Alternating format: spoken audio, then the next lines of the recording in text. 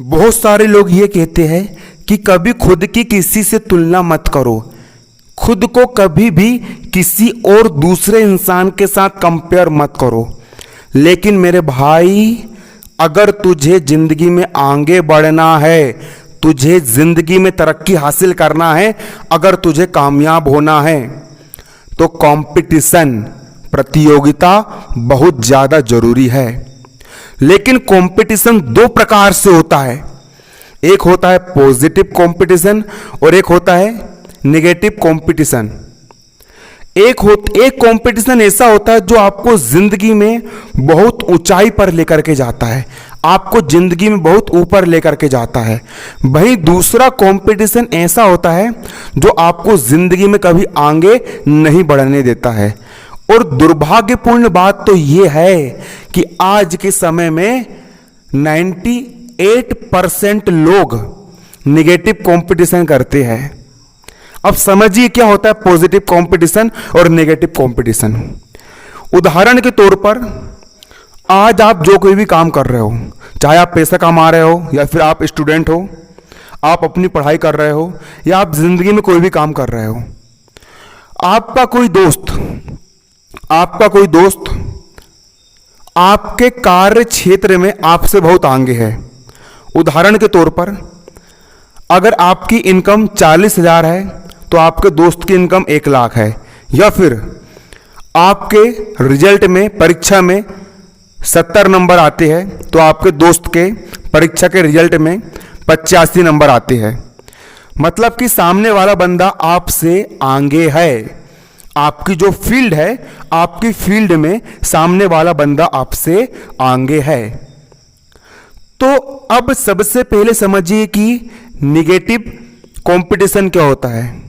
Negative competition का दूसरा नाम होता है जलन, ईर्ष्या। यदि सामने वाला किसी क्षेत्र में आपसे आगे है, बहुत ज्यादा आगे है, अगर आपका 80% है और सामने वाले का 90% है, अगर सामने वाला आपसे आगे है और यदि आपके मन में उसके प्रति जलन की भावना आ गई, जलन की भावना का मतलब ये होता है कि आप उससे ईर्ष्या करने लगे, आपके मन में उसको देख देख करके अजीब अजीब सा होने लगा, आपकी जलने लगी, तो क्या होता है, आप क्या करोगे? आप सामने वाले को पीछे करने की कोशिश करोगे, उसको जिंदगी में पीछे लाने की कोशिश करोगे। आप फिर ये सोचोगे कि सामने वाला 90 पर है तो उसको मैं कैसे अपने से पीछे लेकर के आऊं। ऐसे में इंसान क्या करता है कि अपने से आगे के व्यक्ति को पीछे करने की कोशिश करता है, तरह तरह के षड्यंत्र अपनाता है, तरह तरह के गड्ढे खोदता है ताकि सामने वाला इंसान गड्ढे में गिर जाए और गड्ढे में गिर करके वो वहाँ पर रुक जाए और वहाँ पर वो थम जाए और मैं उससे आगे निकल जाऊँ। इसको बोलते हैं निगेटिव कंपटीशन। ये होती है नकारात्मक प्रतियोगिता की भावना। लेकिन दोस्त, एक कहावत है कि जो व्यक्ति दूसरे के लिए गड्ढे खोदता है ना, वो खुद उस गड्ढे में गिर जाता है। और बहती हुई धारा को कोई नहीं रोक सकता। अगर सामने वाला इंसान तरक्की कर रहा है, अगर सामने वाला इंसान ऊंचाइयों को छू रहा है, तो आप उसको जिंदगी में कभी रोक ही नहीं सकते। आप अपने एड़ी चोटी का बल भी लगा दोगे ना, तो आप उसको नहीं रोक पाओगे।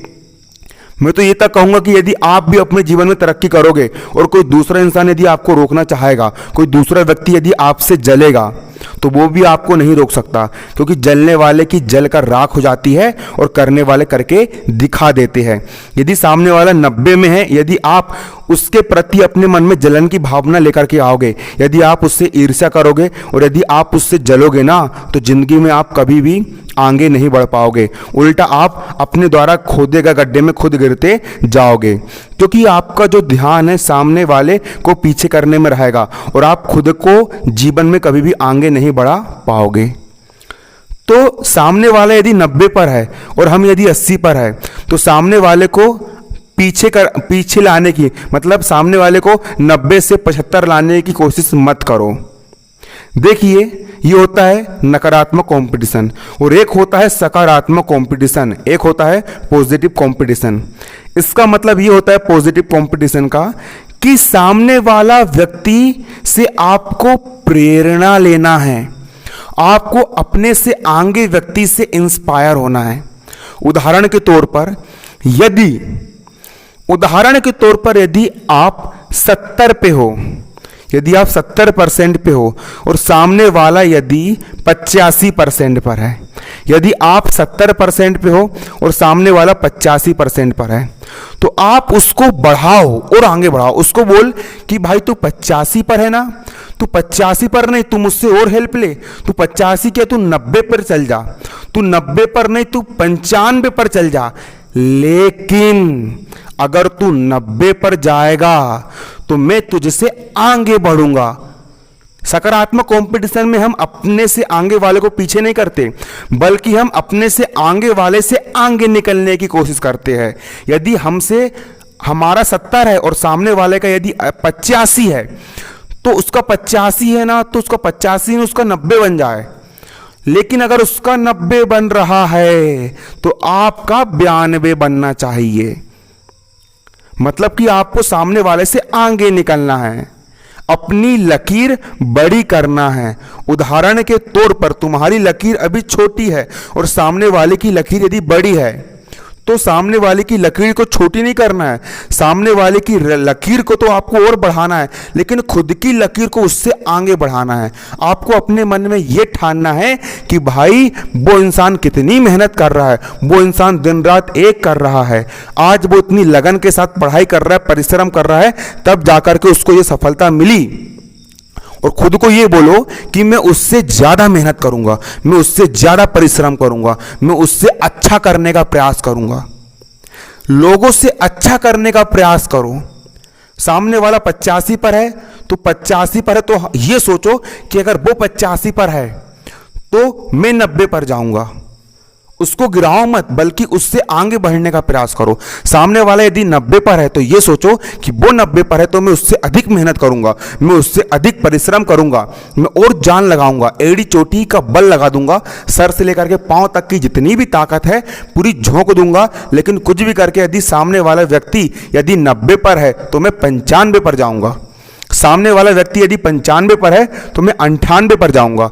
सामने वाला व्यक्ति यदि 98 पर है तो मैं 99 पर जाऊंगा। आगे बढ़ने की कोशिश कीजिए और दूसरों के बारे में अधिक मत सोचिए, खुद पर काम कीजिए। दूसरे व्यक्ति से सिर्फ प्रेरणा लीजिए कि जब वो आदमी ये काम कर सकता है तो मैं भी इस काम को कर सकता हूं और मैं भी ये काम करके दिखाऊंगा, चाहे इसके लिए मुझे कुछ भी क्यों ना करना पड़े।